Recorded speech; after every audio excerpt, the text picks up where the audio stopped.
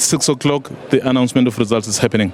The Commission wants to clear the objections and then hear from the Statistician General. And at that point, a formal announcement will be made. A formal announcement of whether the results will be announced or the announcement of results? No. A formal announcement as to what is going to be the process going forward vis-a-vis the results. Okay. In short, there is a possibility they may not be announced today, given whatever would have happened. All is within the bounds of possibility. Formal announcement of the results going forward. Mr. Tselane, let's welcome you back onto the set again. Mr. Tselane is with the Institute of Election Management Services in Africa. What does Mr. Mamabolo mean? In terms of Section 55 of the Electoral Act, the Commission must deal with all Section 55 objections before it releases the results of an election. Now, as it is now, basically the Commission is still going through all those objections. We don't know the volumes. We don't know how many objections they've received. The only one that we know of, it is the one relating to the audit that has been conducted. So if that audit raises more questions, the Commission then would have to deal with those issues first before it can actually announce the results. Now, the Commission has got about 7 days within which to announce the results of an election. I've got a suspicion that they will still proceed today, but if the outstanding issues will make a material difference in terms of the final results of this election, they would not announce those results until such time that they've actually dealt with those issues. From where you're sitting, are these issues substantial?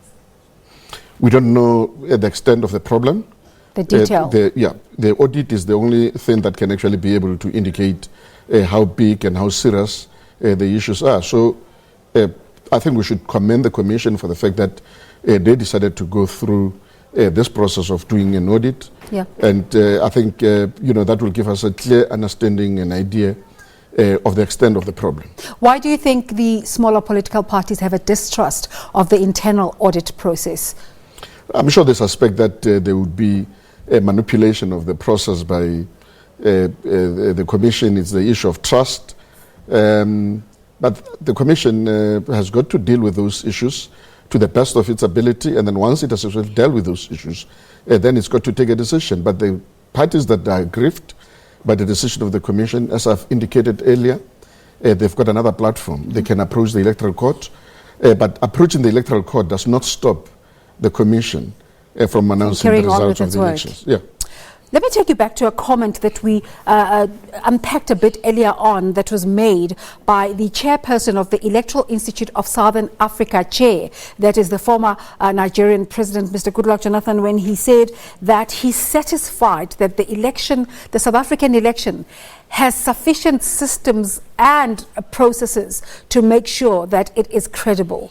When such an opinion has been put forward, what are the chances of the smaller parties, were they to decide to approach the courts with this matter?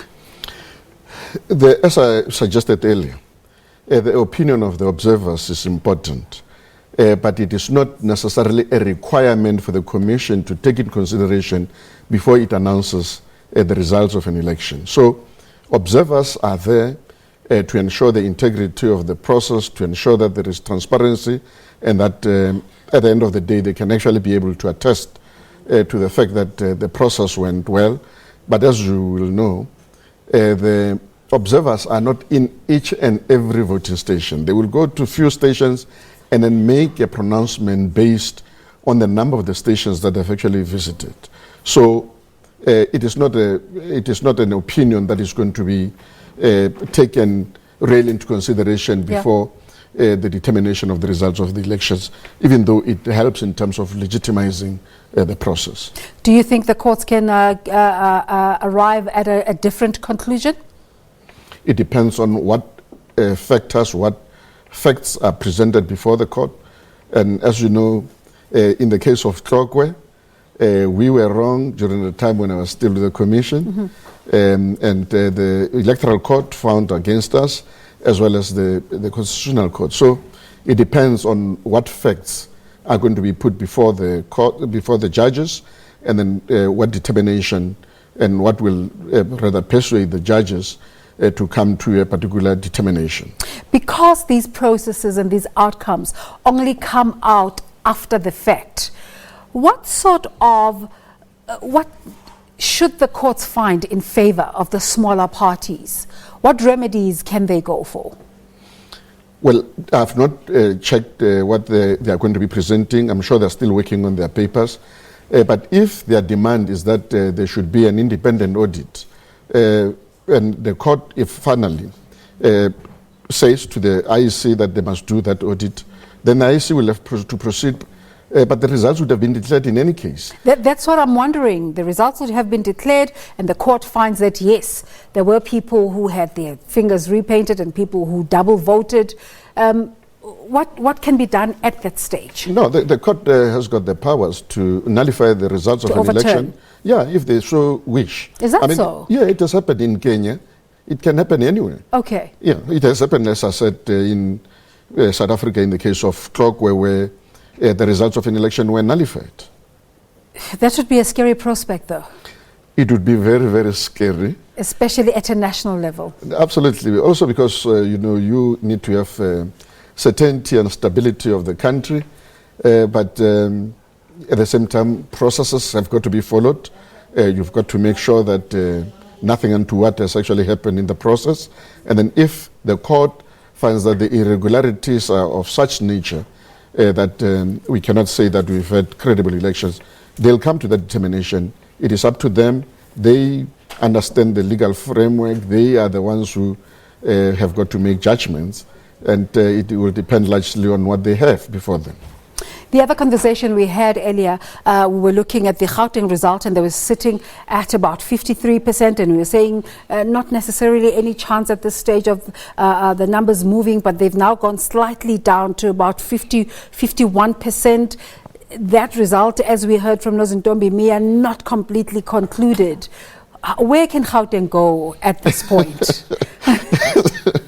I think, people have said from the beginning that this is going to be a very close race. And because I'm speculating based on numbers that are there, and I still believe that the ANC will still retain Gauteng with a very narrow margin. That narrow margin, what sort of credibility does it give them? No, even if they had not actually won the elections, it is still the results of an election. Coalition, if a party governs through coalition, that's how the results are. So it does not say that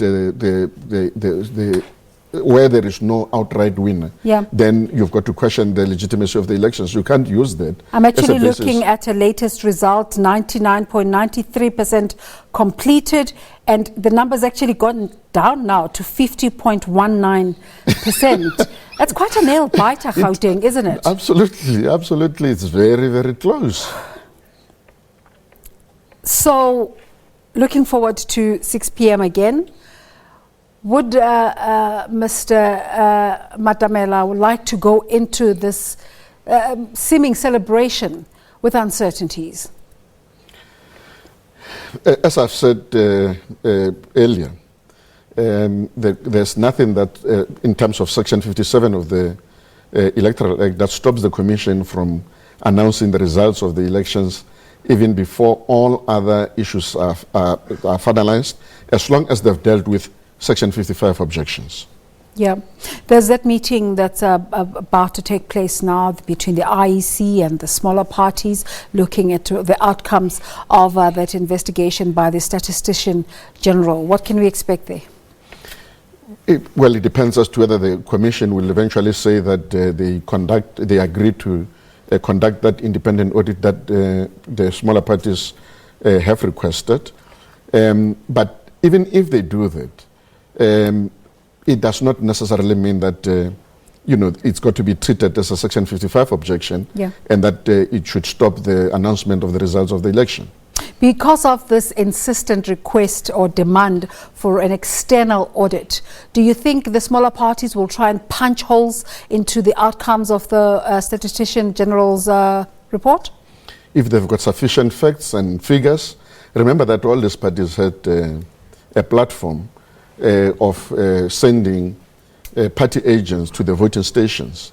They know better what happened at the voting station, and if there is sufficient information that they can actually be able to put forward to be able to either dispute certain information presented by the Statistician General, then it is still within their right. They will use that information to be able to push for their point. So basically credible evidence is what's needed at this point.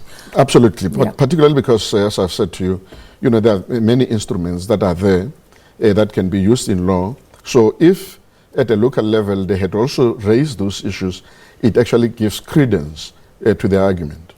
Mr. Tselane, thank you so much for spending the morning with us from the Institute of Election Management Services in Africa. He's the executive chair there. You're watching The Agenda. Let's take a break.